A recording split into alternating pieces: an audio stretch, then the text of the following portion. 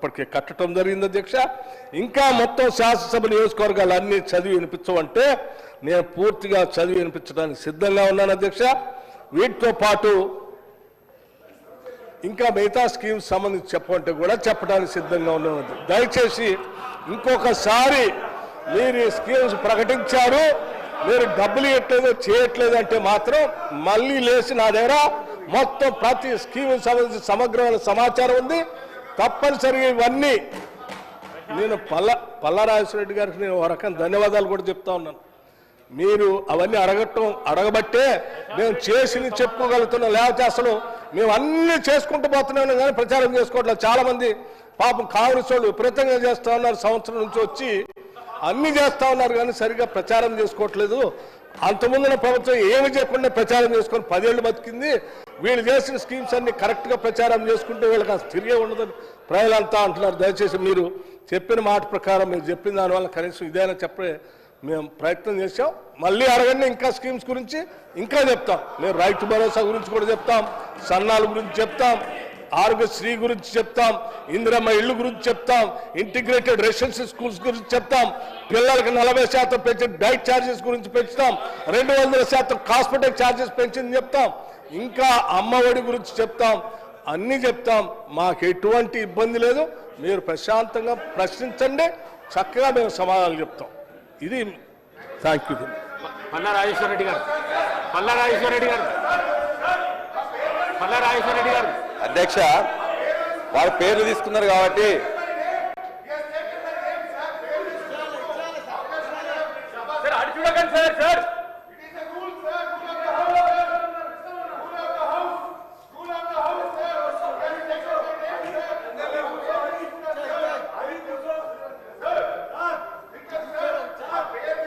ప్రశాంత్ రెడ్డి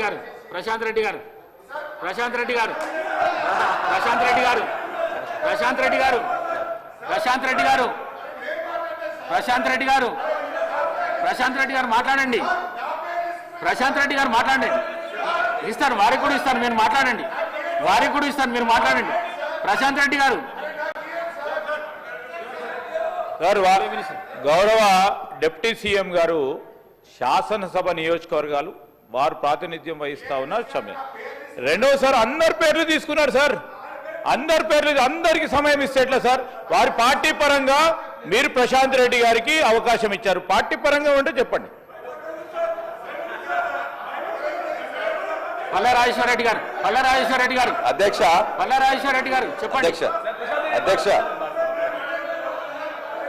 ప్రశాంత్ రెడ్డి గారు సార్, ఇప్పుడు పల్లారాజేశ్వరరెడ్డి గారు మాట్లాడుతూ గవర్నర్ గారి ప్రసంగం మీద మాట్లాడుతూ రుణమాఫీ మీద మాట్లాడారు సార్. గవర్నర్ గారి ప్రసంగం రిప్లై ఏమో సీఎం గారు చేసేది ఉండే సార్.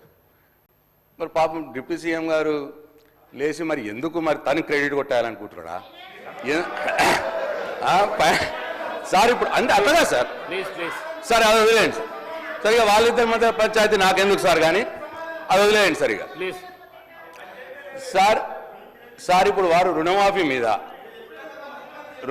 మీద బాల్కొండ నియోజకవర్గం విషయం చెప్పారు సార్. రుణమాఫీలో బాల్కొండ నియోజకవర్గంలో 51,000 మంది రైతులు ఉంటే ఇప్పటికైంది సార్ 20,000 మందికి అయింది సార్. ఇంకా 31,000 మందికి కావాలి సార్. వాళ్ళని చెక్ చేసుకోమనండి సార్, మళ్ళీ రిప్లైలో చెప్పానండి సార్. వాళ్ళు చెక్ చేసుకొని మళ్ళీ రిప్లైలో చెప్పానండి. ఒకటి నంబర్ 1. నంబర్ 2, మేము టీఆర్ఎస్ ప్రభుత్వంలో ఉన్నప్పుడు 2 విడతలుగా మేము రుణమాఫీ చేసిన అమౌంట్ కంటే 2 విడతలుగా మేము రుణమాఫీ చేసిన అమౌంట్ కంటే మొన్న వాళ్ళు చేసిన రుణమాఫీ అమౌంట్ తక్కువ ఉన్నది అని చెప్పి నేను ఇక్కడ మాట్లాడుతూ ఉన్నాను. దాన్ని కూడా వివరాల ప్రకారం తీసుకొని నాకు చెప్పానండి సార్. వాళ్ళ రిప్లైలో చెప్పానండి సార్. 2 విడతలుగా పోయిన ప్రభుత్వంలో 2 విడతలుగా రుణమాఫీ చేస్తే వారు 1 విడతగా అమౌంట్ చెప్పి మొత్తం కావలసుకొని ఏదో చెప్పుకుంటే సభను తప్పుదో పట్టించే ప్రయత్నం చేసిందని నేను మీకు మనవి చేస్తా ఉన్నా సార్.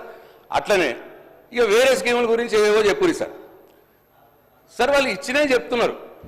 అసలు ఎంతమంది అప్లై చేసిర్రు, మీరు ఎంతమందికి ఇచ్చిర్రు?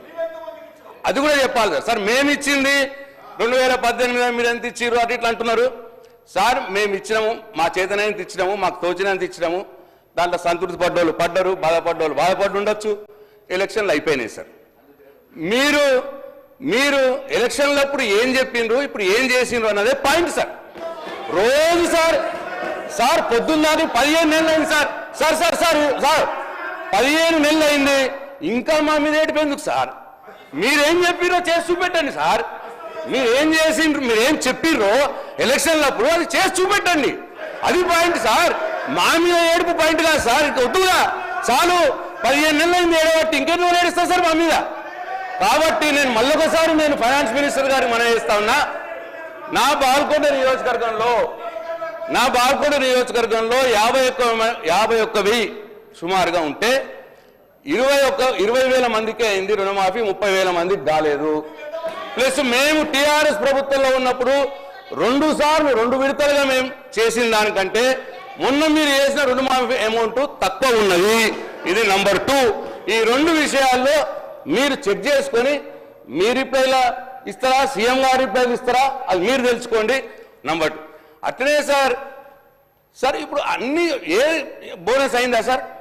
ఎంతమందికి ఇవ్వాల్సి ఉండే ఎంతమందికి ఇచ్చారు సార్ బోనస్? 500 బోనస్. అది చెప్పాలా సార్? రైతు భరోసా ఎగ్గొట్టలేదా సార్? వానాకాలం ఎగ్గొట్టలేదా సార్? మొన్న ఇస్తామన్నారు. ఎంతమందికి ఇవ్వాల్సి ఉంటే ఎంతమందికి ఇచ్చారు చెప్పాలి కదా సార్? ఇచ్చిందే చెప్పుకుంటా పోతున్నారు. ఎంతమందికి ఇవ్వాల్సి ఉందో కూడా చెప్పాలి కదా సార్? అట్లా ప్రతిదీ అంతే సార్.